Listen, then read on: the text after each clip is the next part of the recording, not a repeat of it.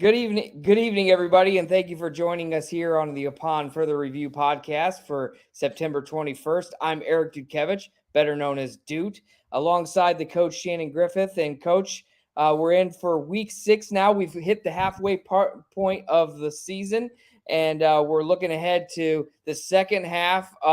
Some crazy matchups over last Friday night that really started to settle the conference balances, not just in the SAC, but across Northeast Indiana.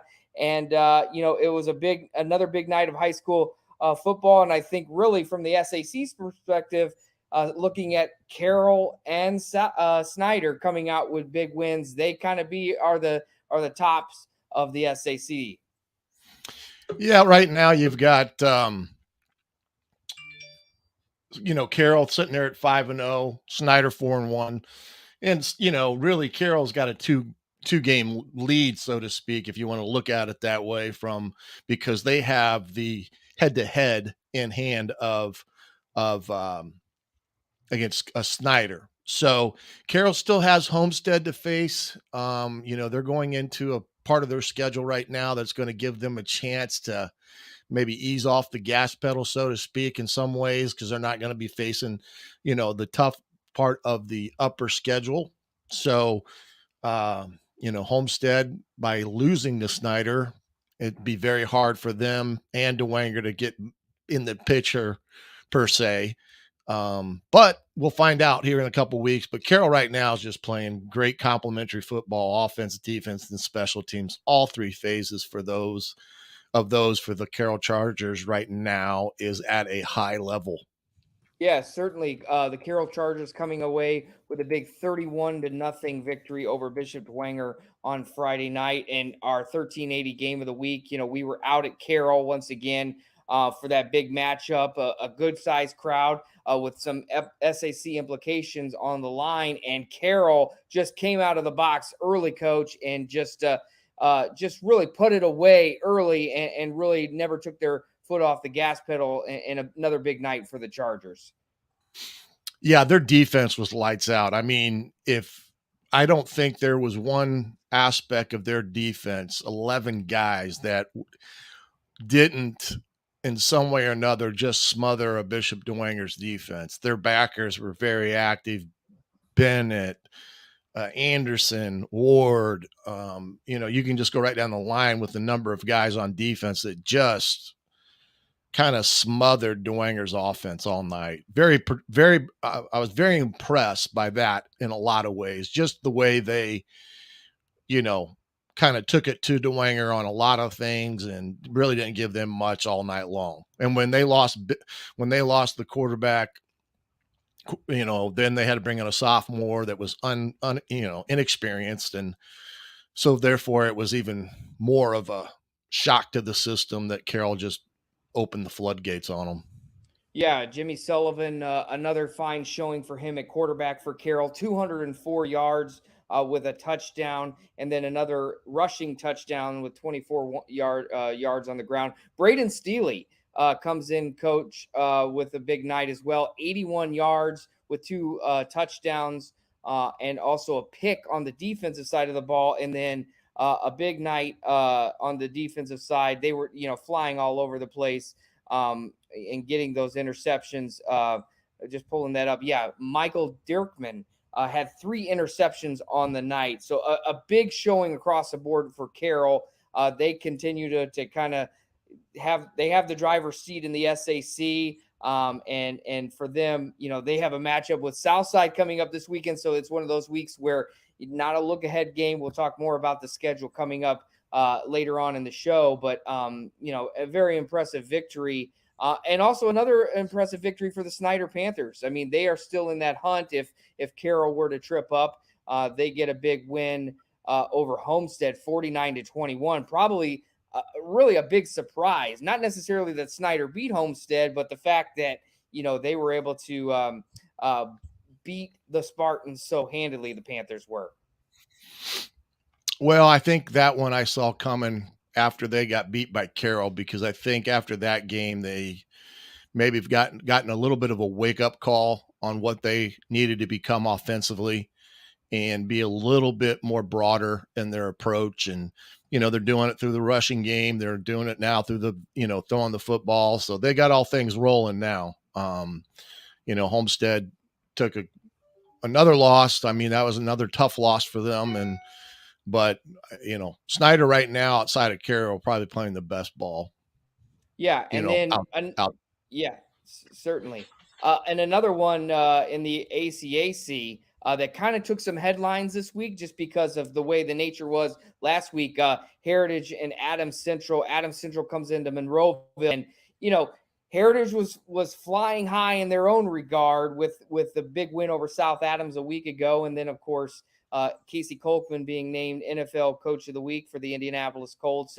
Unfortunately for them, Jim Shevlin kind of mentioned on the show, your prize is Adams Central, and the Flying Jets came in there and took care of business right away in that one as well. Yeah, Adams Central is just, I mean, I don't know what to say about them other than they're really good and they do things well. And if you're not playing your best football against them, they're going to beat you because they find ways, they exploit weaknesses within the scheme of things, and they're able to take advantage of what you give them, and then they make it bigger than as the game goes on. So very tough team to prepare for.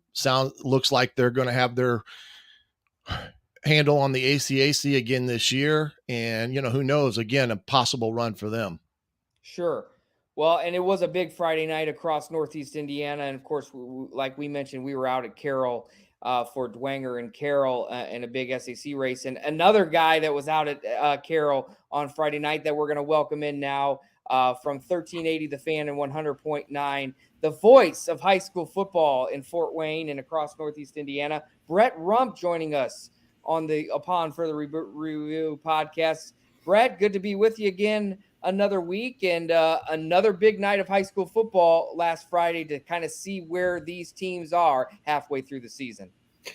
Yeah, I mean, we should have a pretty good idea of where everybody's at now. We say it takes about 3 weeks to really figure out, what we may have missed in the preseason or some new names that are going to have big impacts. And I think we've now kind of seen where everybody is at. And I think all of the chips are kind of falling into place. Before the season, we kind of believed that it was Carroll and Snyder that were the two teams that were going to battle in the SAC.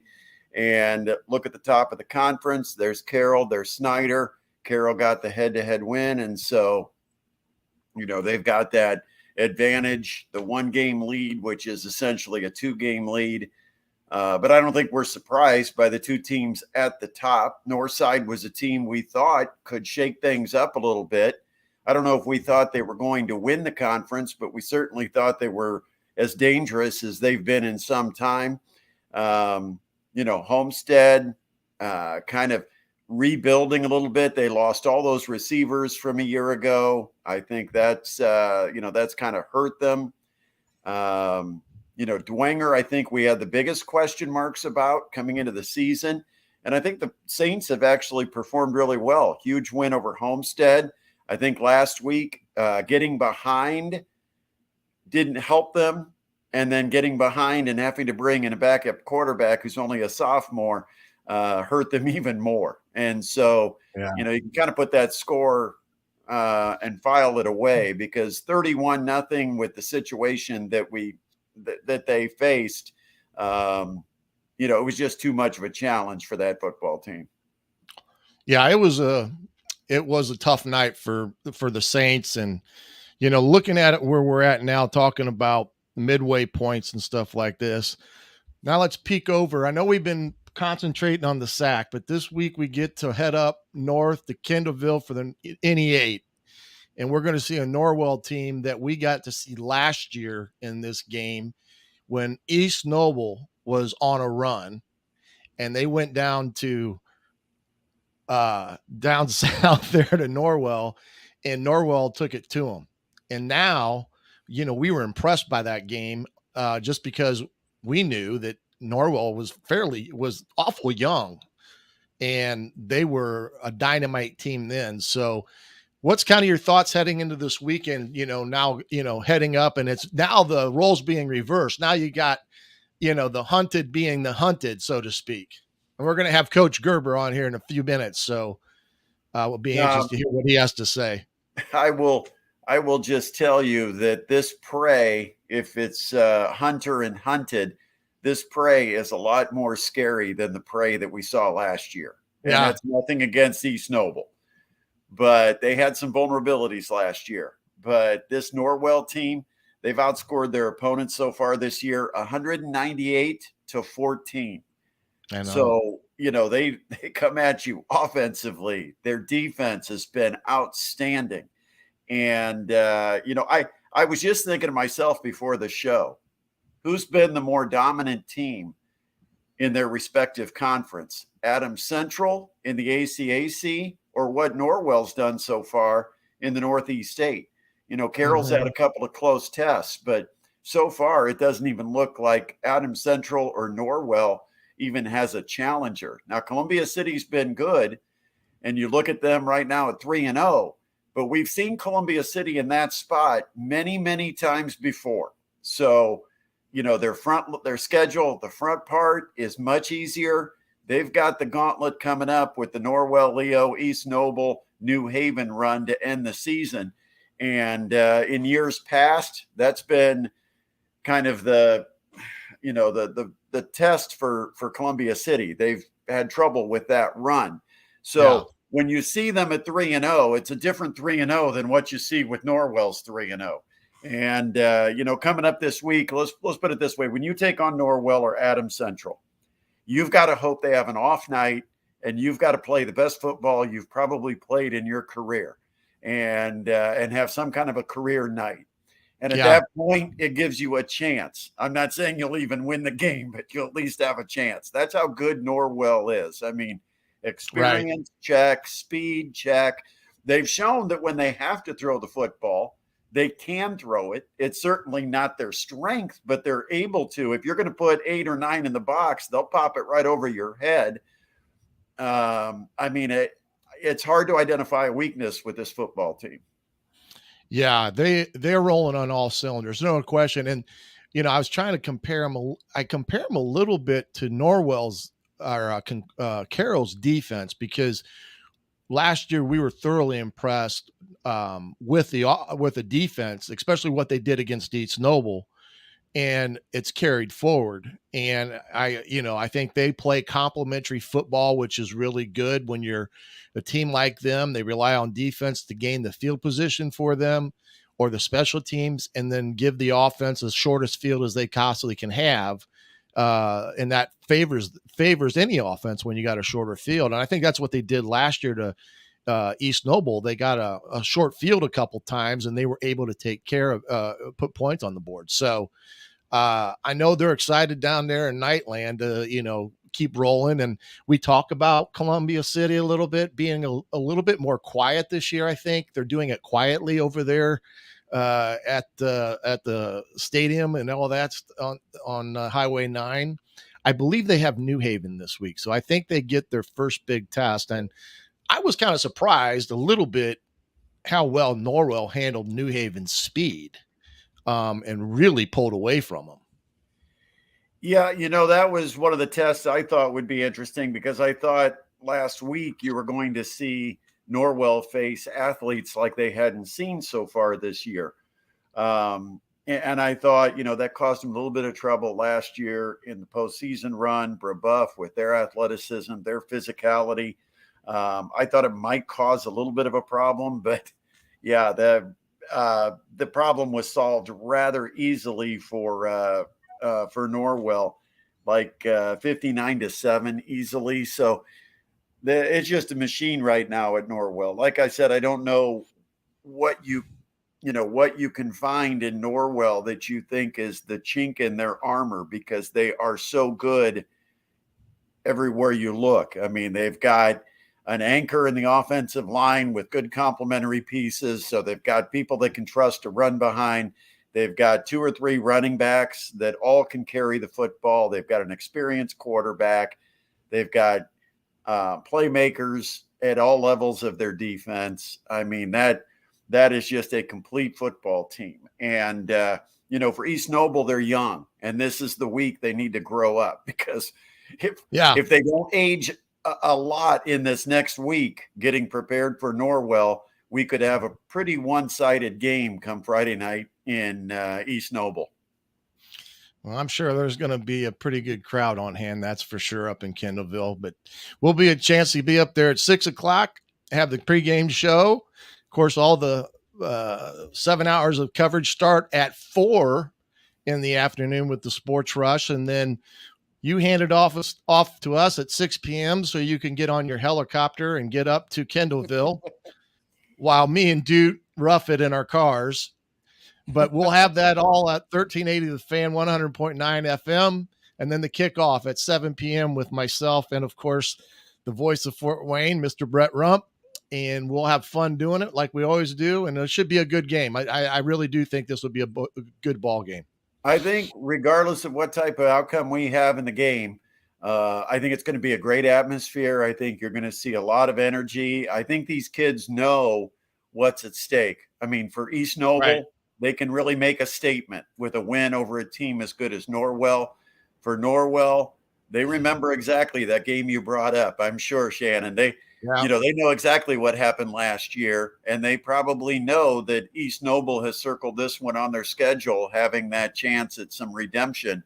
It's hard to say it's revenge because it's the next year and it's a new class and there's new players, but teams don't forget. Coaches don't forget. And so it'll be a lot of fun this week up there in Kendallville. Well, thanks for coming on again. We'll catch you up there on Friday night and talk to you during the week. All right. Thanks, guys. All right. That was Brett Rump joining us here upon further review. And we're going to bring on Coach Josh Gerber, the head football coach from Norwell High School. Coach, thanks for waiting on us there. I appreciate you jumping on here tonight. And maybe you got to hear a little bit about that. We were talking about the game last year where East Noble came down to you and they were kind of the hunted at that point. You were the hunter, and you guys really bottled them up that night and really, defensively was just shut them down. I mean, they really didn't have much that night. And then your offense, of course, did what it needed to do for a big win last year. And now you're flipping on the switch now, and now you're going up there to be the hunted, so to speak, as being the guys that are riding the first pony in the in the conference race. So how's it feel being that other side of the coin? It's a little bit different, but it's something that we've wanted and worked for a long time. And I think it's a challenge that the kids have really embraced and enjoyed. And when we talk to them every week about, you're going to get everybody's best shot. There's not, there's not anybody who doesn't see you as the team to beat. And you've got to be ready for that. And we know that Coach Amstutz and his staff will have those guys ready to go. There'll be a loud and rowdy crowd up there, and we've got the long bus rides. So, we've got some challenges ahead of us. There'll be, like I said, there'll be a good, well-coached team. They'll be physical, athletic. They'll execute their schemes really well. So we've got to be ready to go. They got a pretty dynamic quarterback up there in the Brazil kid. Yeah. He can do a little bit of everything. What is your take on him going into this week and looking at their offense? Well, I mean, first off, we've got to be able to stop the run. They run the ball pretty effectively. Their guards are athletic. They like to pull them. Quarterback's a good athlete as well, and he can run it, which makes defending him a little bit trickier when you got a guy that doesn't just sit back there and hand it off or throw it. When he's a threat to run it, we've got to be a little bit more on the game with that. But all in all, we've got to go out and do our thing. They're going to execute their stuff well. We've got to execute our things well, and we'll just see how things fall. Sure. Coach, you have really put it on in the last couple of years. This team has really turned a corner down in Aussie. And just talk about the growth of this team the last 3-4 years, turning this program into a team that in 2016 had 0 wins when you first came in to where they are now, 10 wins a season in back-to-back years, playing for sectional titles, playing for conference titles, and really kind of the talk of the town, one of the talks of the town in Northeast Indiana football. Just talk about the success you've seen so far with the program and where you see it going forward. it has been quite the process. You think back to that first year, we weren't very good at all. And it took a lot of time. It took a lot of hard work from a lot of people. I think about the seniors in that first group and what they were able to do, and didn't win any games, but they laid a foundation for work ethic and for what was going to be expected in terms of how we practice, how we play, how we conduct ourselves on the field and in the classroom and in the community. And they laid a great foundation for us to move forward on and to build on. It hasn't been easy. I think about the guys who have stuck with me as assistant coaches, the support we've gotten from our school administration. I think about, even the support of like the parents. And, every Thursday night they've got a meal ready for the kids. And every Friday after road games, they're taking care of us. And there's pregame meals and all the stuff that they do to support us. There's a lot that goes into this. And then you just can't overlook the hard work that the kids in the program have put in. We don't have strength built into the day. Our kids come in the morning, in our off season, we're starting lifting at 6:15 a.m. And I'm sure after basketball game on Tuesday night, there's that bed would be a lot more enjoyable than the weight room on a Wednesday at 6:15 a.m. But our kids show up, they're committed to getting better, committed to working hard and doing the things that we ask them to do. Was there a certain point in time where you saw from a little bit of distance, maybe through the youth program or something like that, where this group was going to be something special that could really set that foundation for Norwell football for years to come? Yeah, you could see that. I mean, even when they were in our 5th and 6th Pee Wee League, you could see these guys, just how hard they played, the athleticism they had. And then as they come up to middle school and in their freshman, sophomore, and junior years, just to see them, one of my favorite things about this group of kids is the camaraderie that they have. They're friends on the field and off the field as well, and they're just a bunch of neat kids. They're great kids. They're a smart bunch. The college coaches will come in and ask about GPAs, and we can rattle off a bunch of them with high GPAs that they can look at and they can recruit. But great bunch of kids to be around. Really, you can't compliment them enough. They're just great kids, good football players too, which is really nice for us. What, looking at some of your players right now, who are the guys that, in your mind are the ones that, you've counted on and you knew that were going to be there, but maybe they've gone a step higher than you expected? Who are some of those kids that, that we're going to see this Friday night play against East Noble? Yeah. We got Brody Bolin and Luke Graff, right. And those guys get a ton of attention. John Colbert's been a little bit dinged up this season. He's starting to turn the corner and get healthy for us. It'll be nice to get him back to 100%. Hopefully we can get him soon, get him back to playing at 100%. A kid like Kyle Zettis, he's a mauler, is a right tackle for us. And, he's a kid that outside of our program, not a lot of people know. Mm-hmm. Aiden Billiard, our left guard, is another one of those kids. And I don't think Leighton Bailey gets enough credit for his quarterback play. We don't ask him to throw it a lot, but I mean, he can when we need to. And I think he does a pretty good job with it. Klein Neuenschwander is another one of those unsung heroes, a starting defensive back and wide receiver. Aiden Rusu, he's a linebacker for us. He doesn't play a lot of offense, but man, he's a high energy guy that brings it, real disciplined in what he does. And, just tons of these kids. I could probably go on and on and on. And then I'd feel bad because I left one of them out. But a lot of those kids that, we've got some headline guys, like Trey Bowman, kid who's like been awesome for us all year as a defensive end, as an H-back. Right. Well, when you're having a year that you've had, and even the years of last couple of years,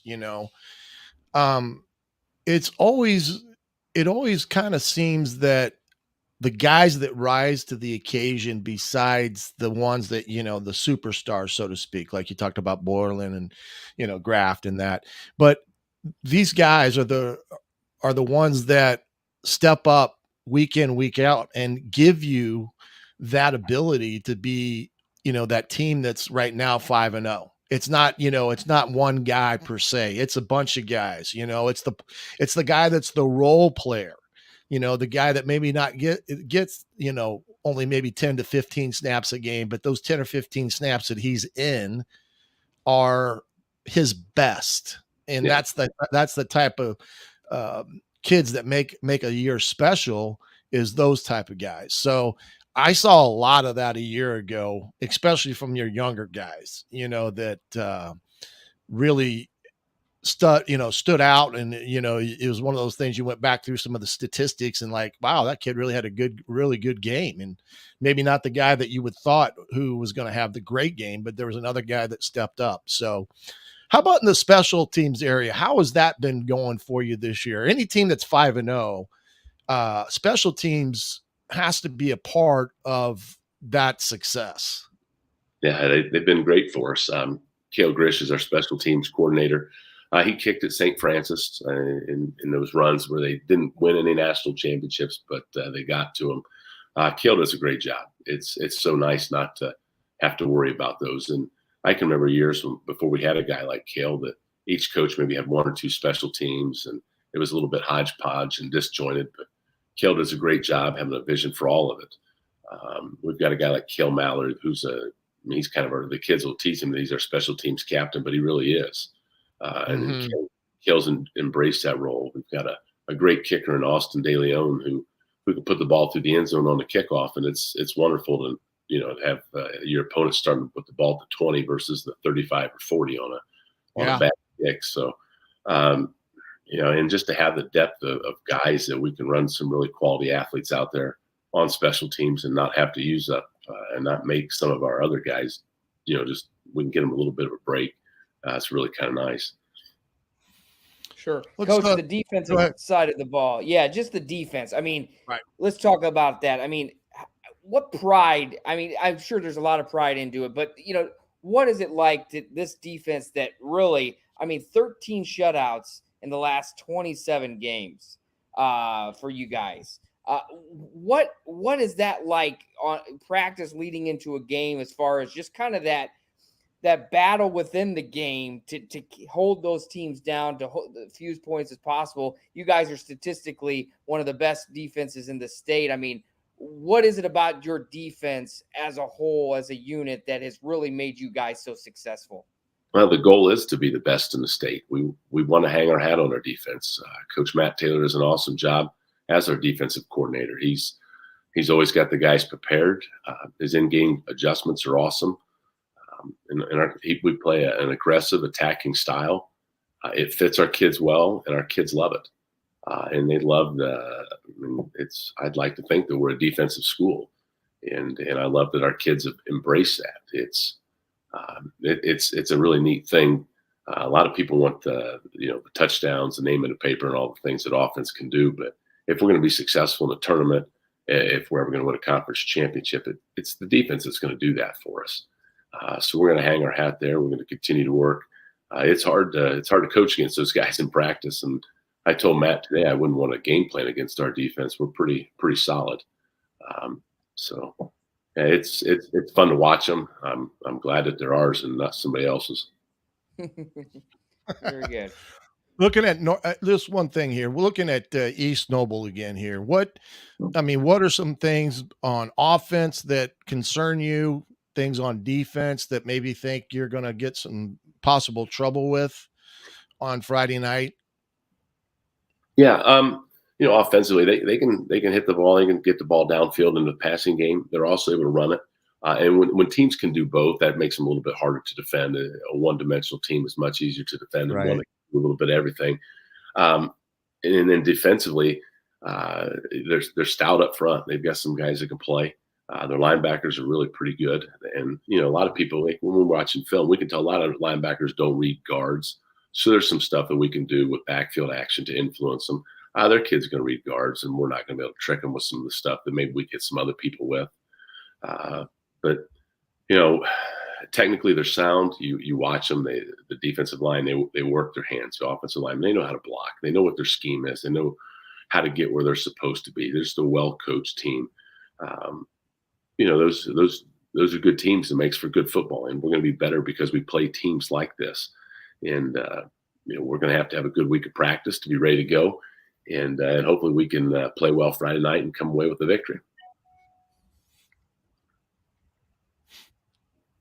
Well, certainly, Coach, and we appreciate you coming on, and obviously it's another big week for you guys in the conference race, and being one of the top defenses in the state, and really a great team in our area, and certainly that will be our lead game next Friday night, this coming Friday, as we head to East Side or East Noble for Norwell versus East Noble as our 1380 game of the week, 6 p.m. Our pregame show, kickoff at 7, and of course postgame show at the Kindleville Pizza Hut. And Coach, it's got to be exciting atmosphere too for games like this to have great crowds, two teams that have the same mascot, but two great communities really too. We were at Norwell last year for this game. This year it's at Kindleville, and really it's a great atmosphere for two outside of Fort Wayne communities to have great teams and great fan bases as well.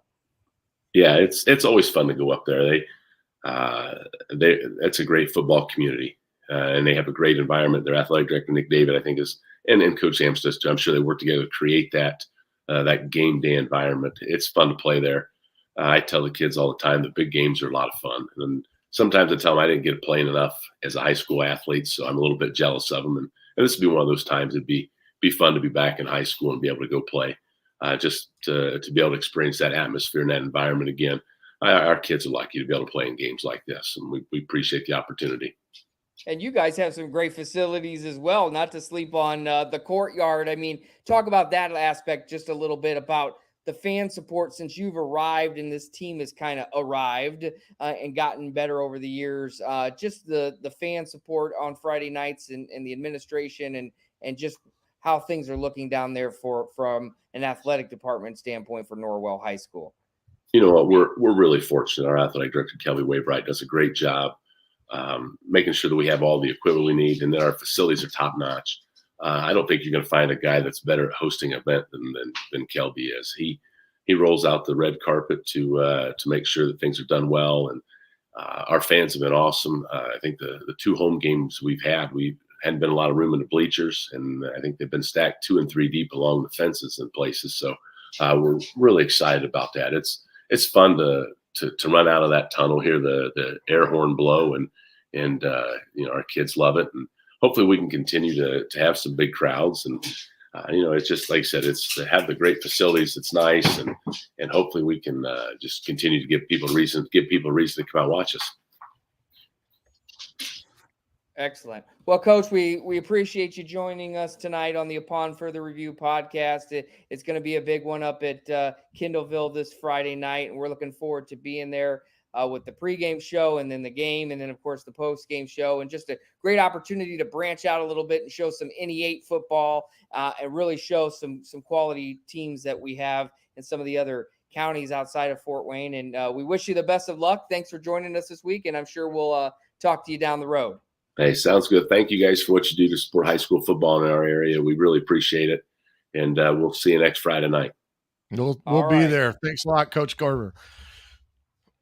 Well, you can tell that he's, I mean, I think you hit it on the head when you brought up what he's done in the period of time that he's been there. And it has not been a quick fix type of thing. I mean, there were some years that things weren't going well, and I think he was, fighting to get the kids out, and then he got the kids out and they bought in, and now that they've bought in, now they're having great success. I mean, he went from 5-6 to 10-2, then to 11-2. That tells me that he's got a lot of great kids, but more importantly, he's got a great staff around him that does a good job of coaching their kids up and gets them prepared, and now they're enjoying the fruits of their labor, so to speak. The kids are getting that reward of coming in the weight room at 6:15. And setting that example, or setting that foundation for success, and understanding that winning is very hard. I think that's some things that people may forget is winning football games and winning basketball. I don't care. Winning in any sport is difficult. And the reason why it is because losing is easy. I mean, you can lose all the time if you want to. It's very simple. You don't always get to you don't always get to win when you think you want to win. Everybody wants to win, but it's hard, and it's things that are done outside of the 10-game schedule that set you up for success. And I think that's what they've done at Norwell is they set themselves up for success. Yeah, I mean, we showed the graphic for those of you watching our video feed, 36 and 36 under Josh Gerber. 26 of those wins have come in the last 3 seasons. 26 of the Right. 36. So he started, and there was a stretch in there after those harnish years at Norwell where things kind of went south real fast. And that happens a lot of times in communities, some of these outlying community schools where, he talked about it. He saw this group coming since probably 5th or 6th grade in youth football. And then when that group leaves, the question is, okay, how do we sustain success? So there were some lean years in there for Norwell. He's come in and really rebuilt that program, and it really has hung on their defense. I mean, the way that they are shutting teams down, 12 shutouts in the last 2.5 seasons. I mean, that's impressive because they're playing teams like Leo and East Noble and Columbia City and even some of these other schools. Then they get the sectionals and play some stiff competition in 3A as well. And you got guys going both ways. So one of the things we've talked about too is like a guy like Luke Graff, who is a great running back for them. Oh, by the way, he's also all-state as a linebacker as a junior. So that's what's so special about that too, is that you see guys that, they just are hardworking kids that have really found that success, and it's great to see for them in that program. And I think it's something that they can sustain as time goes on. No question. And I think the other thing that they do a great job of there is the number of kids that are multi-sport athletes. Playing more than one sport. And I think that's important in all areas, whether it's Fort Wayne or, Wabash County or, Adams County, it doesn't matter. The ability for these kids to play multiple sports is a big part of their success, because a lot of these kids will play basketball. Then they just transition into baseball. And, that's what's special about some of these kids they got, is that they're all probably pretty good 3-sport athletes. And you're right about the Graff kid. I mean, he was astonishing as a linebacker a year ago and the plays that he had made, but he came on as a running back. He's a big, solid kid. He's at least 200 pounds and he's a solid 200. So I'm sure he's going to see a lot of the ball come Friday night. Yeah. So it'll be great to get up there, and I think it's going to be one of those games that I'm sure East Noble will have them prepared. Coach Amstutz will have his team prepared for them, and it'll be a good game, and we'll see what happens. But in the sport of football, you got to play 4 quarters to get the next win. It just doesn't happen, and it doesn't get given to you on a Friday night. So let's jump back a little bit here to the SAC and, some of the things that happened this past week. The one thing I was looking today, and I got to find it here first. Of course, I've got it all over the place. The Snyder Homestead game, and it being a 49-21 game, which really kind of surprised me. But when you look at statistics, Snyder had 286 yards rushing, and Buchanan had himself a night with 16 carries for 190, 3 touchdowns, his long of 80. But, we've talked about Langston Level and his, how special he is. Then you get Buchanan that steps into the limelight, and he goes off for 190 against the Homestead defense. That's not easy to, run the ball against. Yeah. So, well, and I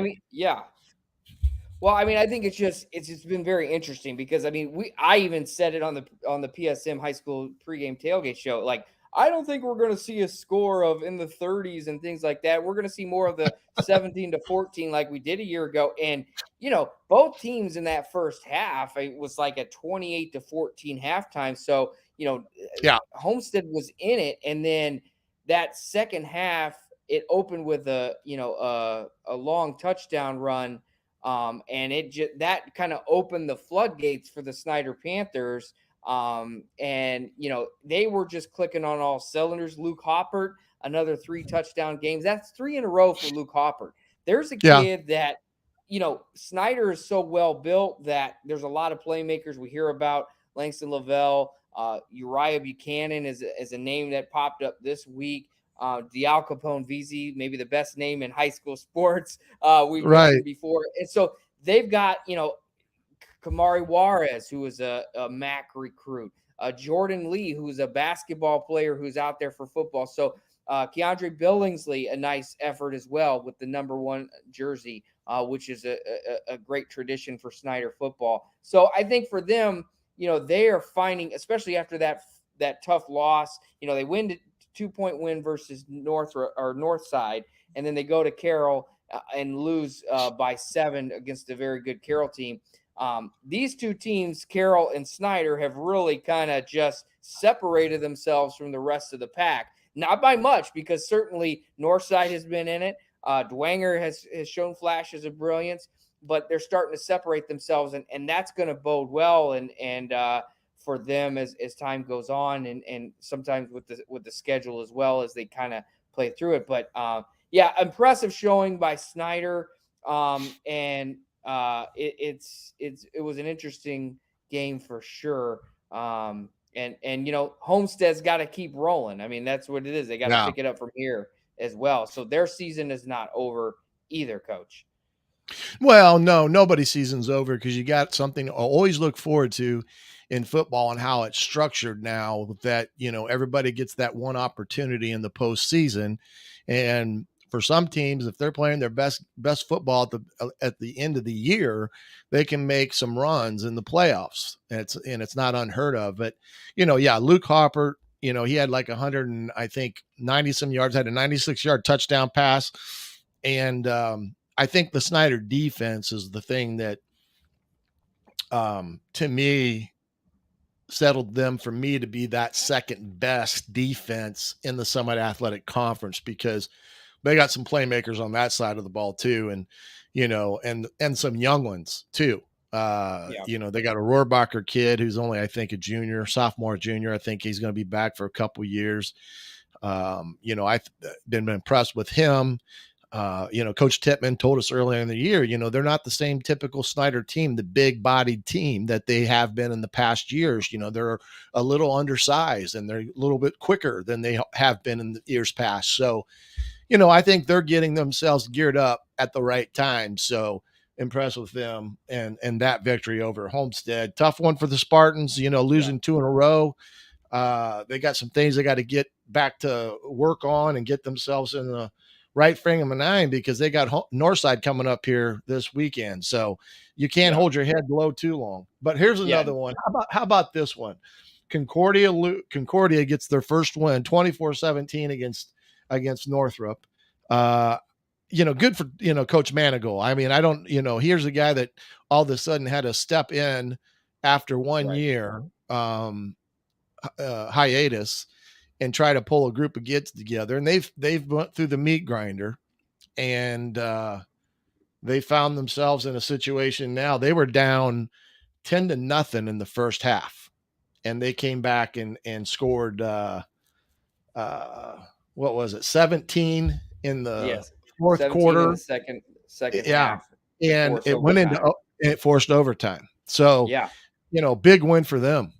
Yeah, absolutely. And I think for, Eli Maddox had a big game, 16-38 for 183 yards and 2 touchdowns. And Coach, you talk about it all the time, 0 interceptions. Yep. So, and we talked about it a little bit too. Like last week, week 5 was kind of one of those weeks where the games kind of mirrored where people were in the standings. So you had Carroll and Dwenger, you had Snyder, Homestead, Northside, and the games are escaping me now, but Concordia and Northrop was one of them. And that was a game where theoretically, I think both places probably felt that they had a good chance to win. This game goes into overtime, and Eli Maddox comes up big, and with a rushing touchdown as well. So he was able to good. He found a Johnny Washington who had gone a couple of weeks without scoring a touchdown. Maddox Wright, the senior, gets into the scoring column. So and their defense was looking good too. I mean, James Rusher has been solid for them all along. Here's a good linebacker for them who can fly around the field. 8 tackles, 12 tackles on the loss. I'm sorry, on the night, and just brilliant play from him. And that's what it takes. That's what it's going to take for Right. Concordia, especially as they try. It's kind of been a topsy-turvy couple of years for them, but the ability to pull it all together again on Friday night, that's going to give them some confidence heading into the weeks to come. Because for them, their schedule, just pulling that up real quick, just looking ahead, they got Dwenger on Friday night, and Wayne, then Carroll and Northside. So their schedule is kind of all over the map in that regard. But that's the way the SAC works, and you got to take any positive that you can and kind of work from there. Yeah, no question. And then the game that kind of surprised me a little bit, and mostly from a score standpoint, not that the team won that was surprising. It was more of the score, was Northside's 42-16 victory at Lures. I mean, hats off to Coach Johnson and his kids for going over on the south side of Fort Wayne and, beating a Bishop Lures team in their own backyard and doing it in resounding fashion. Yeah, I mean, this was another great game. It was Northside Lures. That was the one I couldn't think of off the top of my head. And really, this turned out to be a good one. And, there again, Jonte Lambert, the running back for Northside, 283 yards and 3 touchdowns. But 4 other guys, including Bodie Dickerson, found pay dirt on the rushing side of things. And so, they and big for them was getting Tay Johnson back. Tay Johnson missed last week, week 4, that is to say, but came out, was able to play this week, this previous week, week 5 against Lures, and had 104 yards. And so he was already back into it in that regard, and was able to contribute on the defensive side of the ball. But yeah, and Northside's defense, I mean, we talk a lot about the offense, especially when they score 42 points, but their defense is good. Is really good too. Devon Doty has looked good. You also have Brayshawn Bassett, who had a big sack. Just the different things that they can do and the different playmakers that they have.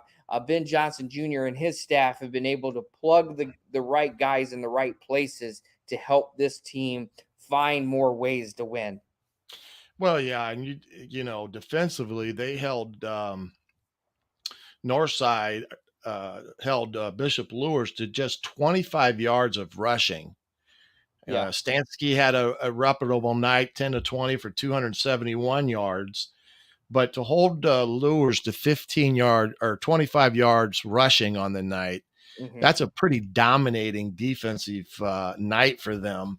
And right now they're playing, they're playing their best ball. I mean, they gave Carroll fits. I mean, had they not had the mistakes they had and taken advantage of the field position that they had in that ball game, that may have been a different score altogether. So they are kind of running on all cylinders right now, and I think they've got a chance to keep it rolling. And then the last game of the night, the Wayne Generals in Southside, 55-30. But what do you say about Mr. Nelson? 400 plus yards of rushing. That's just unbelievable. Yeah, and 7 touchdowns to add to that. I mean, and I believe he had I'd have to go back and look at the defensive stats. He had one of those, like a sack or interception or something. I can see if I can pull that figure up. But I mean, this kid is dynamic. And I think, and I don't know what his recruiting situation is. Maybe we need to kind of track that down a little bit more. But I mean, here is a kid that win or lose, you are getting a tremendous game out of Lamarion Nelson.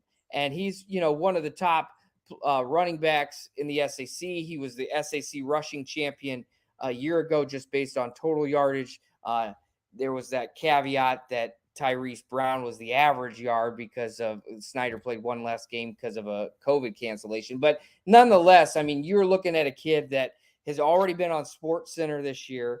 You're looking at it as the number one play. And by all accounts, just a really good kid. And I mean, and he's big. And I don't know. I'd have to go back and look at record books and track this down too. I mean, I don't know the last time, if ever, somebody has rushed for 7 touchdowns in an SAC game. I mean, there are names in the SAC that would come to mind that if I had to say, well, if there was 2 or 3 guys who would have rushed for 7, but Lamarion Nelson has been tremendous, and I think we always talk about that. I mean, for Sherwood Haydock, the way he coaches and his style of football, whether it was at Harding or Woodland.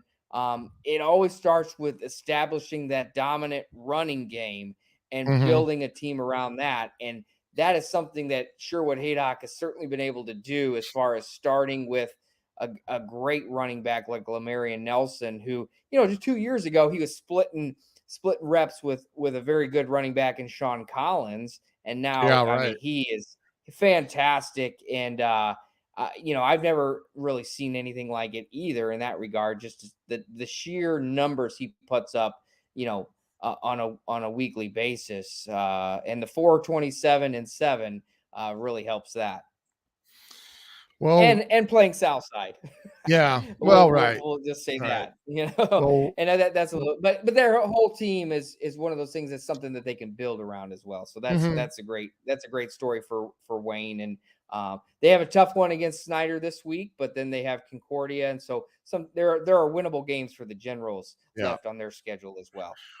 Well, that kind of puts a cap on week 5 as we head into now week 6 and moving the chains on to the next one. We're beyond that halfway point, and we've got the Norwell at East Noble. Watching some of this film on some of these games, Norwell's, I think they're going to be tough to stop East Noble to stop them.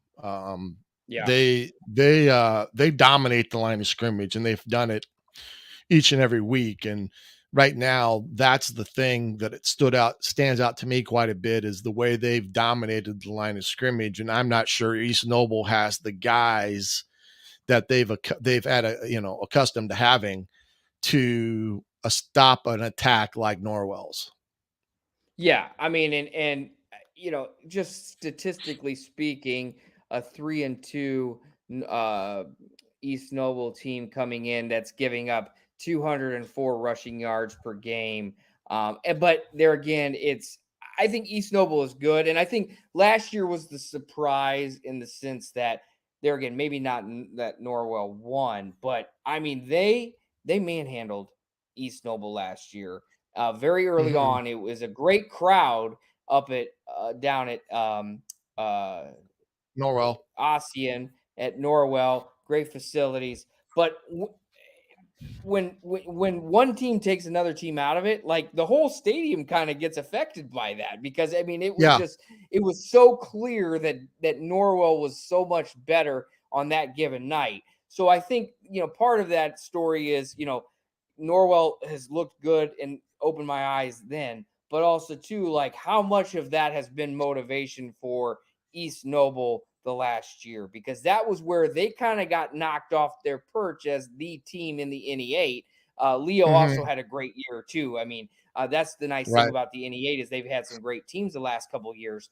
But I mean, I think it's been a fun show. But yes, East Noble is going to have its hands full. But I also too that's where that's why you play the games, and what can they do to slow down Norwell scoring, because their scoring and their defense together have been ridiculous for Norwell. And that's the thing. It's not like they're they're winning games, 10-7, and their defense is looking great. I mean, they're, I don't have the average right in front of me, but they're getting those big numbers on the scoreboard on the offensive side of the ball, and keeping the other teams off. That helps too. 55-7 against a New Haven team. That's pretty impressive. No, yeah, that score did shock me. Well, the other thing that I was thinking about over the last couple days is, last year we had the Leo East Noble game up in Kendallville. And if you remember that game, Leo came in undefeated. I mean, Leo came undefeated, and, they were running the table, and East Noble stopped their rushing attack. And all of a sudden, in the latter part of the game, we see Leo in 4 wides and slinging it all around. And a matter of fact, they used that and score to tie the game, to send it into overtime. And then they win that game in overtime. So Norwell just can't come in to East Noble and think that they're just going to have a walk in the park, because they're going to get their best game from East Noble. And I think you're going to see an aggressive defense from East Noble. I think they'll, more or less try to force the ball into the hands of the quarterback and have him try to say, beat us this way, because you're not going to run it down our throats. But that'll be a good one for us to be up there at on Friday night. And then the other one that's coming up, Bishop Lures at Northup. This one, I don't know about this one, because I think Lures is having their struggles this year. We know Northrop struggles, being a first year under a new head coach.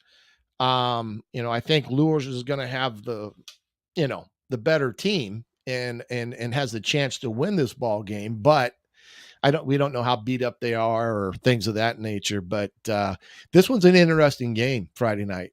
Yeah, I mean, and Northrop has had its struggles. I think for them, they have struggled to score. Been shut out a couple times against a very good defense in Carroll.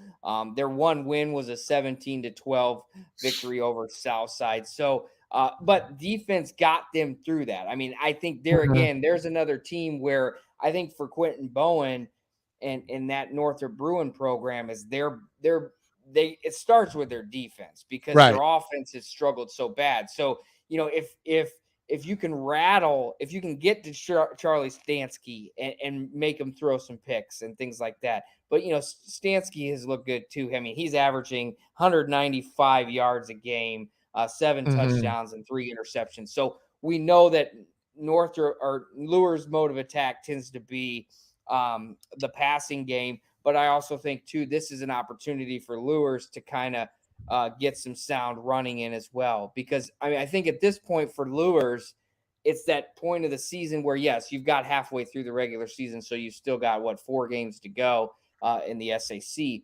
But to start looking ahead a little bit at what you need to do to make a good run in the playoffs. Because that's the recipe for Lures is they always have that element of they can make a deep tournament run too. So there's still a lot for Lures to play for, certainly in the SAC, but too, they benefit from being in Class 2A against a lot of teams that just can't match up to that. So, so I think that starts for it's probably a good game for Lures. But Northrop can get some good experience too, and maybe they're a surprise this coming weekend. Yeah.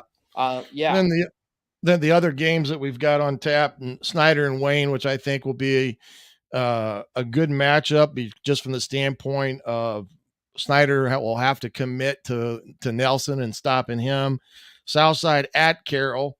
And then the other one that I think is probably the feature of the night, game-wise, is Northside at Homestead. Because you're coming with a team with Northside coming in, I believe, winning the last 2 and kind of on a pretty good streak now.